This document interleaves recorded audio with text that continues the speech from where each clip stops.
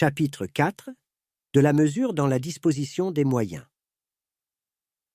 Sun Tzu dit « Anciennement, ceux qui étaient expérimentés dans l'art des combats se rendaient invincibles, attendaient que l'ennemi soit vulnérable et ne s'engageaient jamais dans des guerres qu'ils prévoyaient ne devoir pas finir avec avantage. Avant que de les entreprendre, ils étaient comme sûrs du succès. Si l'occasion d'aller contre l'ennemi n'était pas favorable, ils attendaient des temps plus heureux. Ils avaient pour principe que l'on ne pouvait être vaincu que par sa propre faute, et qu'on n'était jamais victorieux que par la faute des ennemis. Se rendre invincible dépend de soi. Rendre à coup sûr l'ennemi vulnérable dépend de lui-même. Être instruit des moyens qui assurent la victoire n'est pas encore la remporter. Ainsi, les habiles généraux savaient d'abord ce qu'ils devaient craindre ou ce qu'ils avaient à espérer. Et ils avançaient ou reculaient la campagne, ils donnaient bataille ou ils se retranchaient, suivant les lumières qu'ils avaient, tant sur l'état de leurs propres troupes que sur celui des troupes de l'ennemi. S'ils se croyaient plus forts, ils ne craignaient pas d'aller au combat et d'attaquer les premiers. S'ils voyaient au contraire qu'ils fussent plus faibles, ils se retranchaient et se tenaient sur la défensive. L'invincibilité se trouve dans la défense, la possibilité de victoire dans l'attaque. Celui qui se défend montre que sa force est inadéquate, celui qui attaque qu'elle est abondante. L'art de se tenir à propos sur la défensive ne le cède point à celui de combattre avec succès. Les experts dans la défense doivent s'enfoncer jusqu'au centre de la terre. Ceux, au contraire, qui veulent briller dans l'attaque doivent s'élever jusqu'au 9e ciel.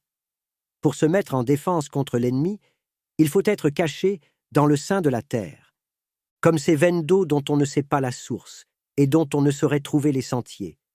C'est ainsi que vous cacherez toutes vos démarches et que vous serez impénétrables. Ceux qui combattent doivent s'élever jusqu'au 9e ciel, c'est-à-dire, il faut qu'ils combattent de telle sorte que l'univers entier retentisse du bruit de leur gloire. Sa propre conservation est le but principal qu'on doit se proposer dans ces deux cas.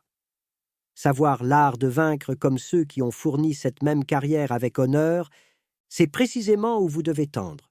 Vouloir l'emporter sur tous et chercher à raffiner dans les choses militaires, c'est risquer de ne pas égaler les grands maîtres, c'est s'exposer même à rester infiniment au-dessous d'eux, car c'est ici où ce qui est au-dessus du bon n'est pas bon lui-même.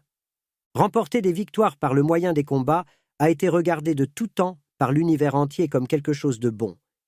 Mais j'ose vous le dire, c'est encore ici où ce qui est au-dessus du bon est souvent pire que le mauvais. Prédire une victoire que l'homme ordinaire peut prévoir et être appelé universellement expert n'est pas le fait de l'habileté guerrière.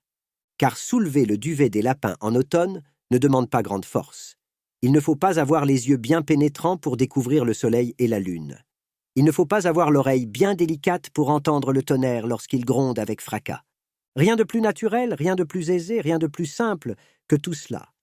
Les habiles guerriers ne trouvent pas plus de difficultés dans les combats.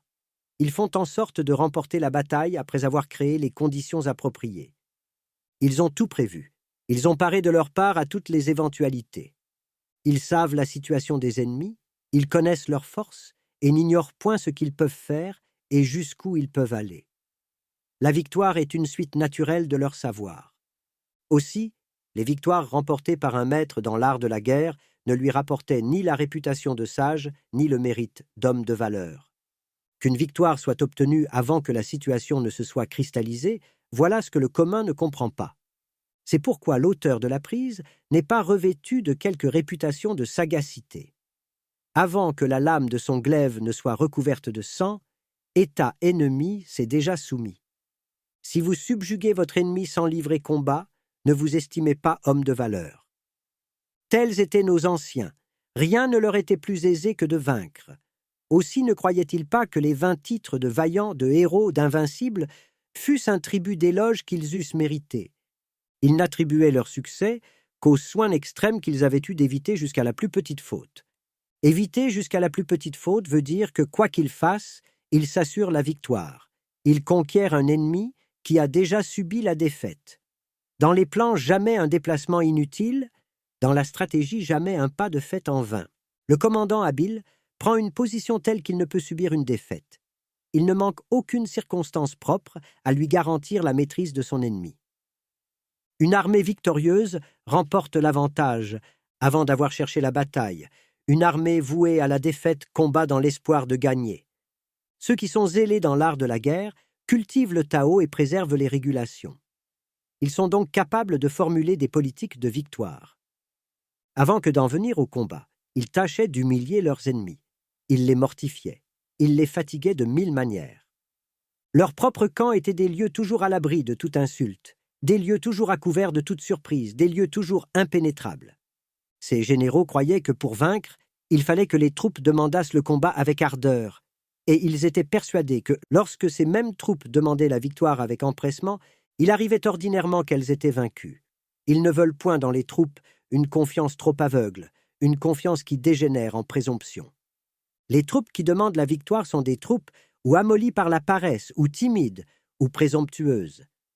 Des troupes, au contraire, qui, sans penser à la victoire, demandent le combat, sont des troupes endurcies au travail, des troupes vraiment aguerries, des troupes toujours sûres de vaincre. C'est ainsi que d'un ton assuré, ils osaient prévoir les triomphes ou les défaites, avant même que d'avoir fait un pas pour s'assurer des uns ou pour se préserver des autres. Maintenant, voici les 5 éléments de l'art de la guerre. 1. La mesure de l'espace. 2. L'estimation des quantités. 3. Les règles de calcul. 4. Les comparaisons. 5. Les chances de victoire. 6. Les mesures de l'espace sont dérivées du terrain. 7. Les quantités dérivent de la mesure. 8. Les chiffres émanent des quantités. 9. Les comparaisons découlent des chiffres, et la victoire est le fruit des comparaisons. C'est par la disposition des forces qu'un général victorieux est capable de mener son peuple au combat, tels les eaux contenues qui, soudain relâchées, plongent dans un abîme sans fond. Vous donc, qui êtes à la tête des armées, n'oubliez rien pour vous rendre digne de l'emploi que vous exercez. Jetez les yeux sur les mesures qui contiennent les quantités et sur celles qui déterminent les dimensions. Rappelez-vous les règles de calcul. Considérez les effets de la balance.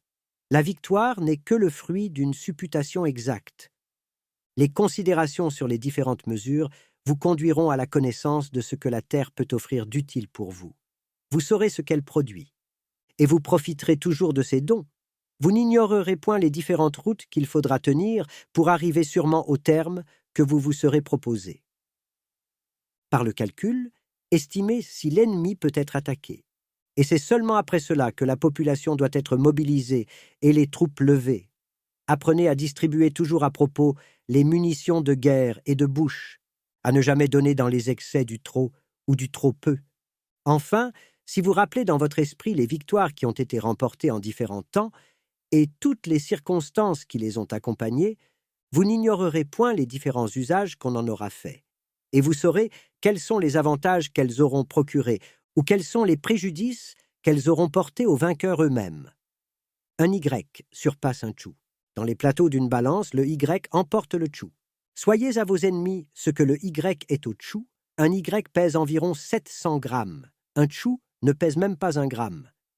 Après un premier avantage, n'allez pas vous endormir ou vouloir donner à vos troupes un repos hors de saison.